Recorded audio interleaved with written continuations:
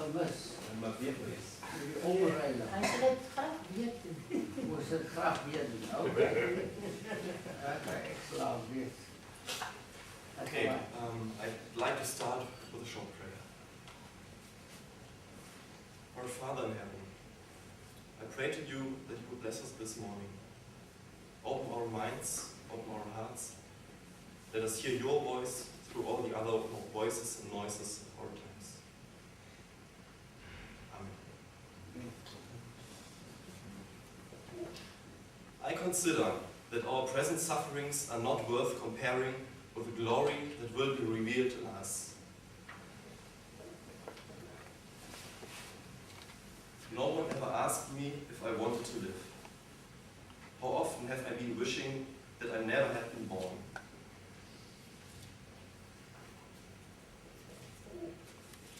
For the creation waits in eager expectation for the children of God to be revealed.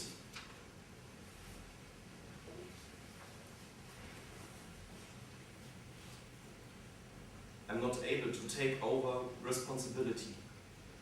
Who guarantees that I don't get clinically depressive once again? I don't want to have children either. I pass all the bad stuff on, that my grandparents passed on to my parents, and my parents passed on to me.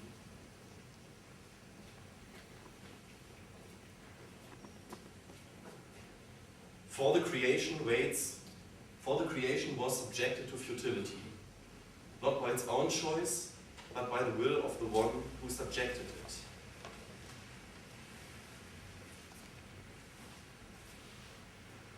Earth doesn't need yet another human being.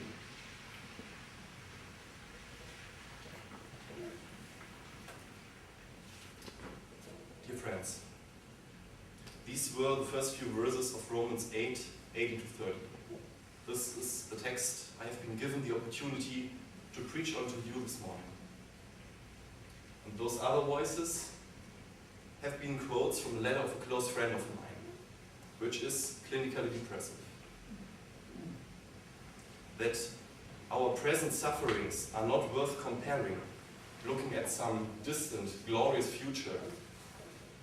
He can't quite believe that, even though he's a Christian himself.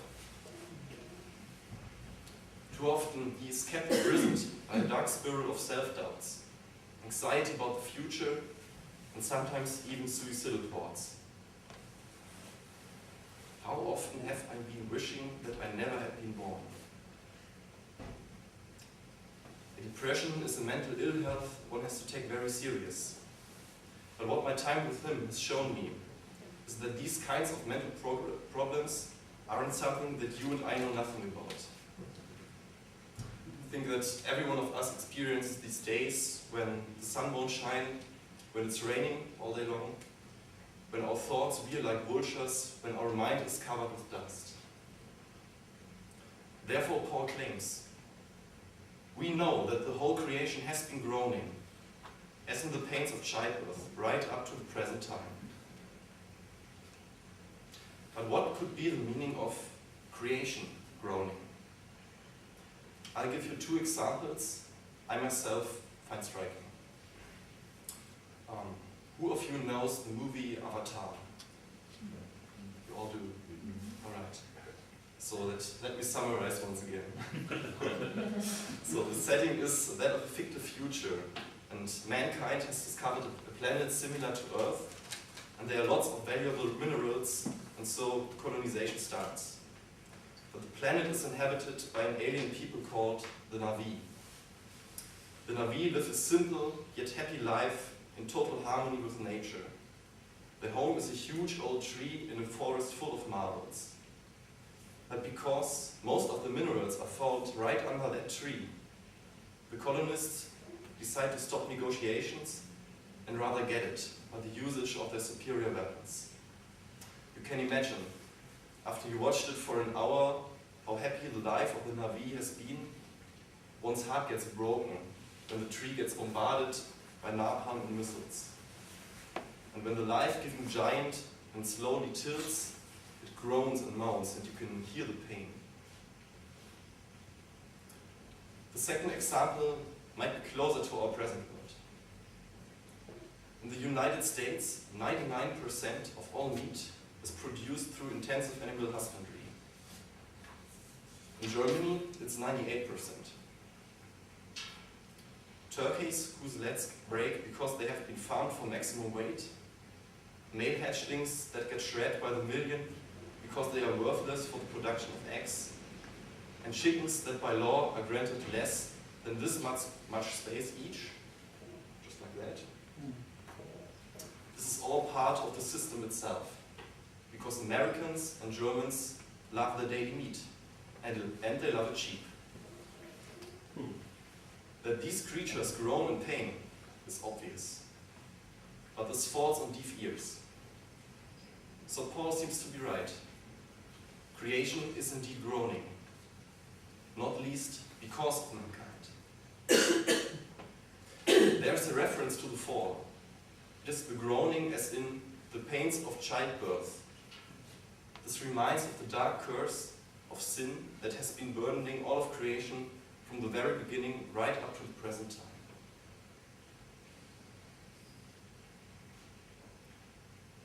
In hope that the creation itself will be liberated from its slavery to decay and brought into the freedom and glory of the children of God. We know that the whole creation has been groaning as in the pains of childbirth right up to the present time. Not only so, but we ourselves, who have the first fruits of the Spirit, groan inwardly as we wait eagerly for our adoption to sonship, the redemption of our bodies. For in this hope we were saved. But hope that is seen is no hope at all. Who hopes for what they already have? But if we hope for what we do not have yet, we wait for it patiently. In hope, Paul doesn't stop at that point. As terrifyingly realistic this depressive perspective may be, he doesn't give way to Nietzsche. Instead, he uses a language of freedom. Exodus 2 says, "I am the Lord your God, who brought you out of Egypt, out of the land of slavery." Just like God led his people from the bondage of slavery in Egypt to the promised land, he will free creation. Human against human, animal against animal, animal against human, human against animal, nature against human, human against nature. This vicious circle will come to an end. All of creation will be set free. This is our hope. This is what we wait for eagerly. Professor Nell asked us, Christians, for our biggest hope. Paul has the answer. But do we really do so? Is this our biggest hope? Prior to the sermon, I asked a couple of friends, what is your biggest hope? Like, what is the most amazing thing that you could ever hope for to happen? And most of them give me answers like fortune, happiness, health, becoming a principal dancer at a big city vault, contentedness amongst family members, some named an ethical point of view, becoming a moral person, having positive effects on others. Two friends showed a greater perspective, global peace, and the other one, an afterlife together with all creatures. These friends of mine come from all over the world, Germany, South Africa, China, America. And I found it interesting that not even global peace or an afterlife with creatures reached the boldness of the Pauline hope. And most of them stayed on a rather personal level. Most of them were Christians. Is that all you can hope for? Is that all we can hope for? Hope is closely linked to salvation. What we hope for will shape our actions, and it will shape even creation.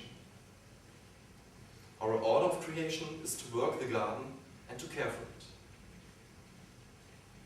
For the reason that humankind will finally live according to that, creation waits in eager expectations for the children of God to be revealed. So Paul's vision is much bigger than a pious wish for an afterlife. It is much bigger than a little bit of happiness and glory from my own personal story. God is high above it all. His glory is for everyone and everything. His story includes all mankind. It includes every blade of grass, every tree, every chicken and every snake, every system and every power. All of his creation.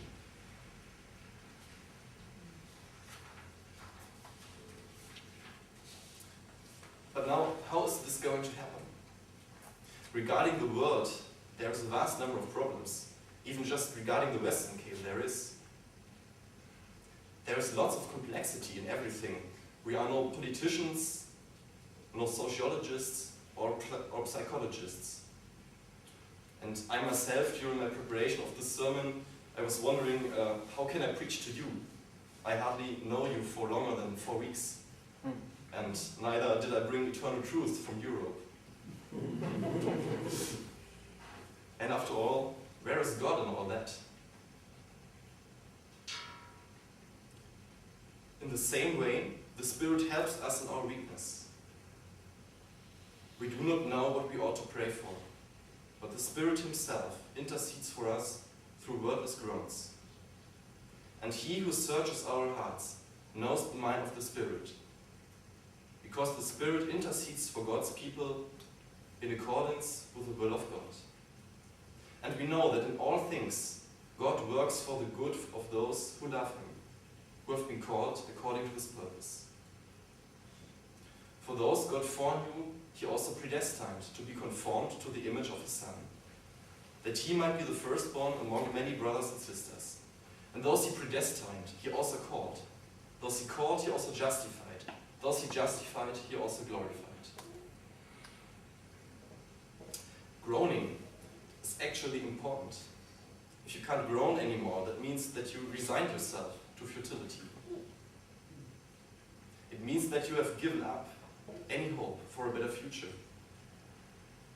And in our small group, we discussed exactly that point. Are we, as we sit here today, too oversaturated? Have we settled for this world as it is too quickly? Jesus shows true humanity and therefore true glory when he prays in Gethsemane, "Take this cup from me."